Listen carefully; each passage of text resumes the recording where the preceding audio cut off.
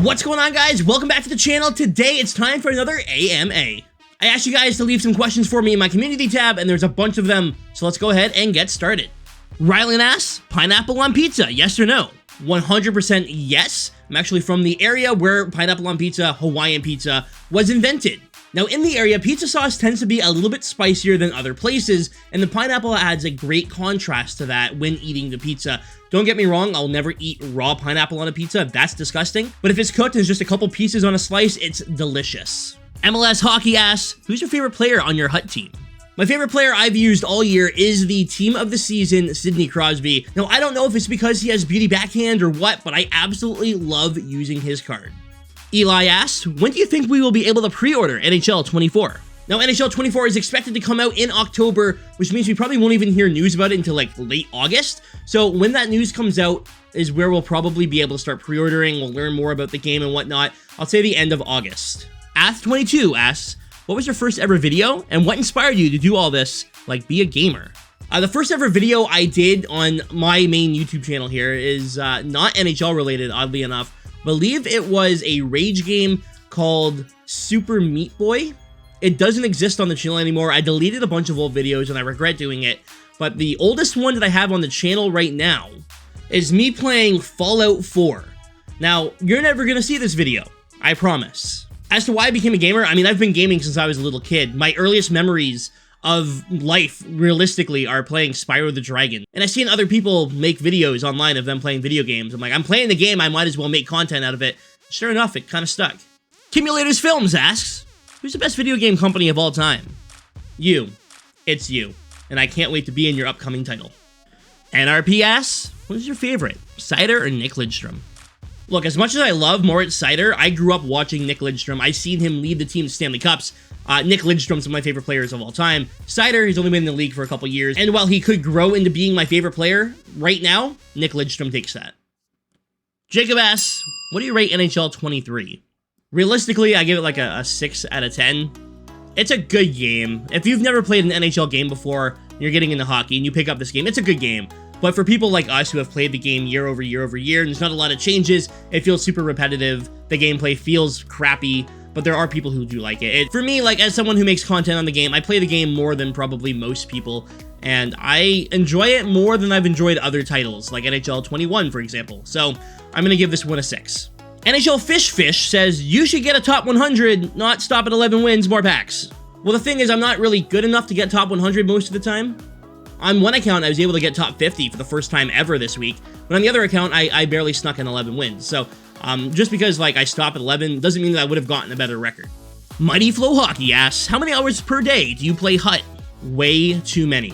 But the important thing to remember here is that it's my job, right? So if I sit here and play for 8 hours a day, which realistically is too much, in those 8 hours, I'm also making videos or streaming, right? So it counts as working, it counts as my job, and I'm able to earn packs and turn those into videos and whatnot. I play too much, and realistically, it's not sustainable for most people. Caden asks, where do you think ADB ends up? Bro, he's coming home. He's coming to Hockey Town. Let's be real. Please. Paul asks, who are you picking for your Gen 1 starter Pokemon? Charmander, Squirtle, Bulbasaur, or Pikachu?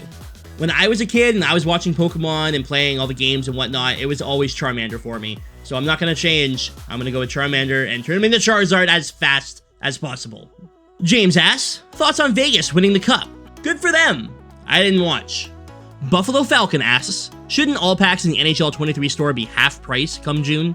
Somebody gets their paycheck on May 29th, they spend $500 on packs, and the next day all the packs drop to 50% off, and they just spent $500 and got nothing, and yeah, it's just going to lead to a lot of problems by changing the prices of packs in general. I think instead what you do is you just make packs cheaper at all times. Just don't charge so much fucking money for it. Frogfire asks, yes or no? Detroit gets Kyle Connor, Winnipeg gets Lucas Raymond, Jake Wallman, Joe Veleno. First of all, thank you for saying you love the content. I appreciate your support. And second, no chance in hell. Absolutely not. No. Detroit's #1 left-handed defenseman, #1 right winger, and okay, Joe Veleno. He's a young center still who's probably going to end up a 3rd or 4th liner. For Kyle Connor, who, don't get me wrong, is an amazing player, but losing Raymond and adding in Connor doesn't exactly help the team. Kelly asks, what are your thoughts on current day wrestling, either WWE or AEW? Now, growing up, I was a huge wrestling fan. I followed all kinds of different events, went to all kinds of shows. I loved it. Then I fell out of it and recently have tried to get back into WWE and AEW. I've tried, but honestly, it's just not for me. It doesn't feel the same and I'm not enjoying it like I used to. I will still tune in for all the big pay-per-views like WrestleMania, Royal Rumble, stuff like that. But at the end of the day, I don't see myself calling myself a big fan of wrestling anytime soon. Brent asks, will we ever get a Fedorov card or a Dom Hasek? Now, the thing is, I would love to have both these players. In fact, we've actually had Dominic Hasek and Hut before. But since then, EA has signed an agreement with the NHL Alumni Association, and any players that are in that association can be used in NHL. The thing is, players like Fedorov and Bure, Hasek, they don't sign into these kinds of things. That's why we don't have players like Mike Bossy or Bobby Orr or anything like that. They don't sign into the Alumni Association. EA can't use them. Big Chicken Leg says, do you think Dubas will try and get big-name players over the offseason, or just trade for draft picks? Personally, I don't see a scenario where Kyle Dubas was hired and he goes full tank mode immediately. You still have Crosby, Malkin, and Letang. He's going to try and shoot for the playoffs this year. I do see them picking up some big-name players, maybe also picking up some draft picks in the process, but I don't see them absolutely tanking. Austin asks, you may have mentioned it in a video or Twitch and I missed it, but are you done with Hut Warriors for the year? And it was hard to find a match at this point in the year, so I wouldn't blame you if the time invested per video wasn't worth the squeeze. I actually do have a video on why I can't get into Hut Warriors. The thing is, when I try to play online, it tells me that I don't have access to online with that account. Which is strange because when I go on the other version of the game, it works fine. And I have talked to EA about this, and they don't know what's wrong. So realistically, I would have to delete the account and make a new one to be able to start Hut Warriors over again. And realistically, I'm not going to do that. I think I'll just start it again in NHL 24. I'm firing my laser, asks, do you think the Wings are more likely to draft players or trade their picks? Well, after today's press conference with Steve Yzerman, he said that he does not plan on trading pick number 9. Potentially, there's going to be some action with pick 17. And then when it comes to the second round, they have picks 41, 42, and 43. I do anticipate him trading at least one of those picks. I don't see him making 3 in a row. Paul asks, what do you think are some major things EA needs to fix or add for NHL 24? Honestly, this is too heavy of a question for one video. I can sit down here and talk about NHL 23 and what's wrong with it, and talk about NHL 24 and what we need in the future. In fact, I've done that multiple times already in the last couple months. Realistically, if you give me NHL 23 again for NHL 24, but with improved gameplay and like new menus and maybe like better rewards, I'm probably the happiest person alive. What do they need to do? A ton. What will they do? I don't see a lot changing. Leo asks, how long do you think it will take for EA to stop making NHL games because of them just not being lucrative enough anymore? I believe EA Sports has a contract with the NHL until 2030. Now, I could be wrong on that one, but I believe it's around that time that it expires. If the NHL is sick of EA, they could just say, hey, we don't want you making these games anymore. But the important thing to remember here is that any company can make an NHL game at any time.